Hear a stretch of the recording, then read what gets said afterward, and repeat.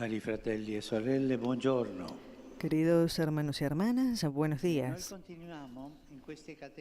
Nosotros continuamos en estas catequesis hablando sobre el celo apostólico, es decir, lo que siente el cristiano para llevar adelante el anuncio de Jesucristo.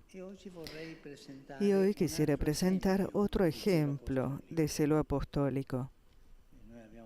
Nosotros hemos hablado de San Francisco Javier, de San Pablo, el celo apostólico de los grandes celantes. Hoy hablaremos de uno italiano, pero que ha ido a China, Matteo Ricci,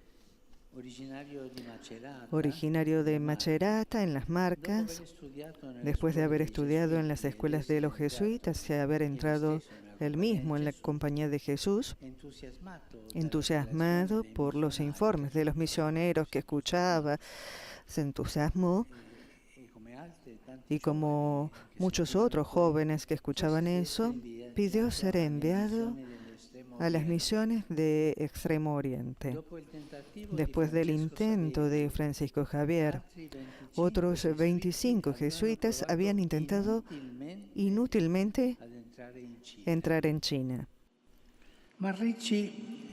Pero Ricci y un hermano suyo se prepararon muy bien, estudiando cuidadosamente la lengua y las costumbres chinas, y al final lograron establecerse en el sur del país. Fueron necesarios 18 años, con 4 etapas a través de 4 ciudades diferentes, antes de llegar a Pekín, que era el centro. Con constancia y paciencia, animado por una fe inquebrantable, Matteo Ricci pudo superar dificultades, peligros, desconfianzas y oposiciones. Piensen en aquel tiempo, caminar o ir a caballo, tantas distancias, y él iba adelante. Pero, ¿cuál fue el secreto de Matteo Ricci? ¿Por qué camino lo empujó el celo?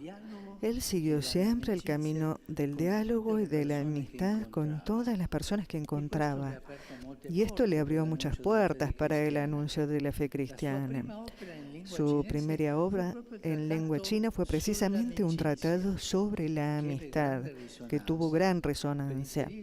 Para entrar en la cultura y en la vida china en un primer momento, se vestía como los bonzos budistas, como se usaba en el país, pero después se entendió que la forma mejor era la de asumir el estilo de vida y los vestidos de los literatos, como los profesores universitarios, como vestían los literatos. Él vestía así. Estudió de forma profunda sus textos clásicos para poder presentar el cristianismo en diálogo positivo con su sabiduría confuciana y con los usos y las costumbres de la sociedad china. Y esto se llama actitud de inculturación. Estos misioneros supieron inculturar la fe cristiana en diálogo con la cultura griega.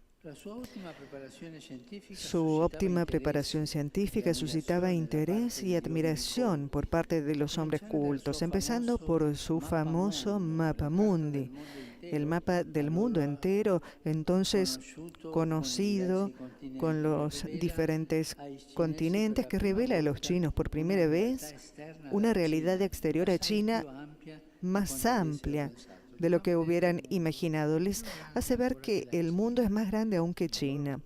Y ellos entendían porque eran inteligentes, pero también los conocimientos matemáticos y astronómicos de Ricci y de los misioneros seguidores suyos contribuyeron a un encuentro fecundo entre la cultura y la ciencia ciencia de Occidente y de Oriente, que vivirá entonces uno de sus tiempos más felices en el signo del diálogo y de la amistad. De hecho, la obra de Matteo Ricci nunca hubiera sido posible sin la colaboración de sus grandes amigos chinos, como los famosos Dr. Pablo, Zhuangqi y Dr. León Li Zhizhao.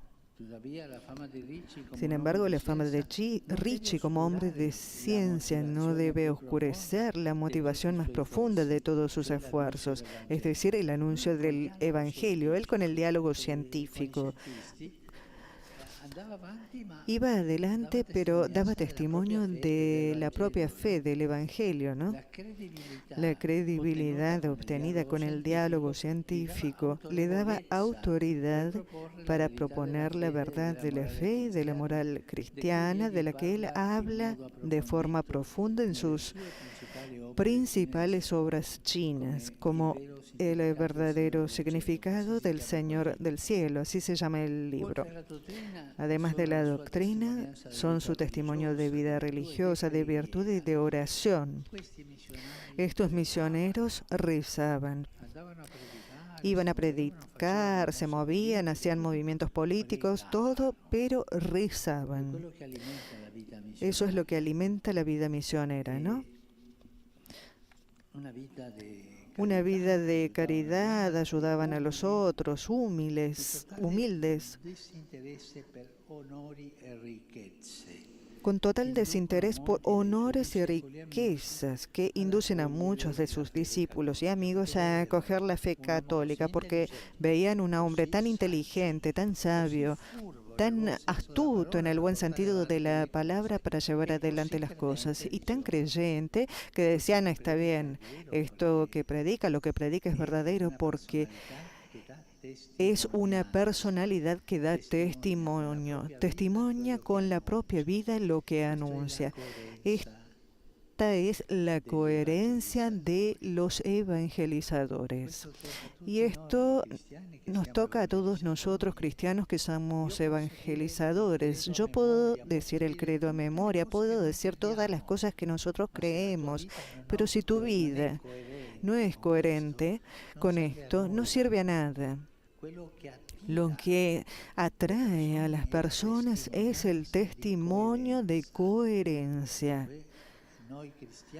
Nosotros, cristianos, vivimos como lo que decimos, no fingir vivir como cristianos y en cambio vivir como mundanos. Hay que estar atentos a esto, viendo a estos grandes misioneros, y este era italiano, viendo a estos grandes misioneros, ver que la fuerza más grande es la coherencia, son coherentes.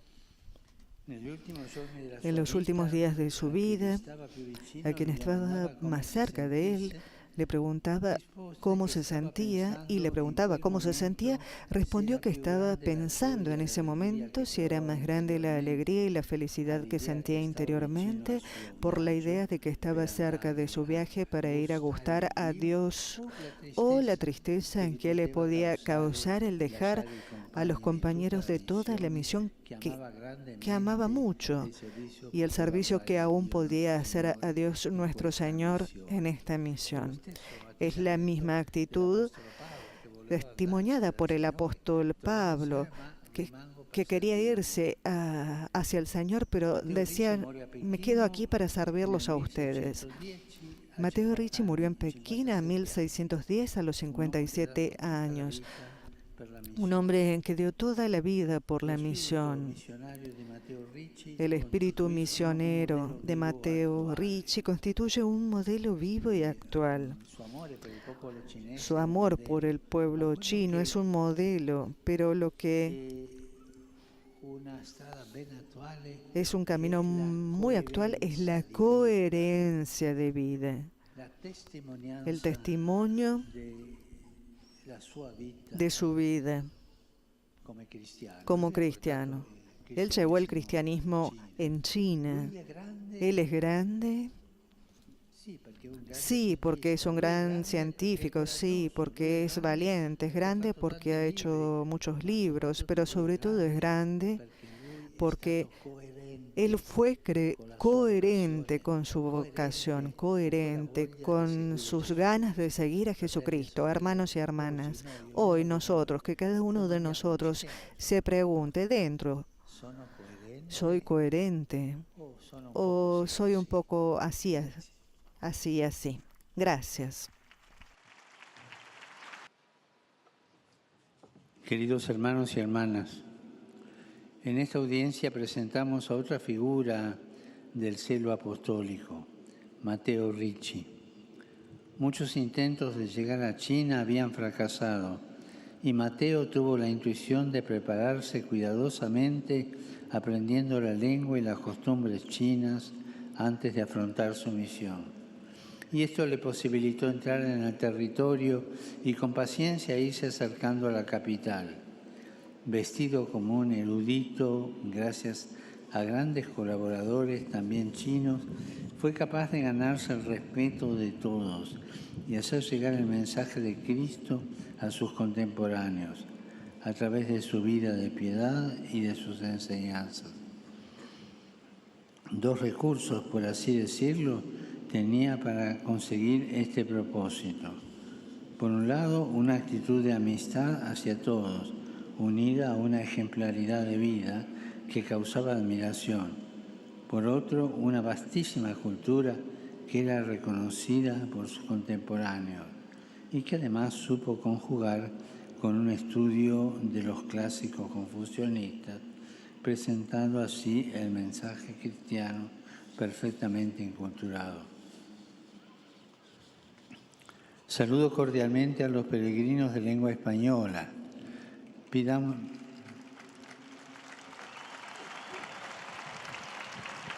Pidamos al Señor que nos dé la humildad de sabernos acercar a los demás con esa actitud de amistad, respeto y conocimiento de su cultura y sus valores.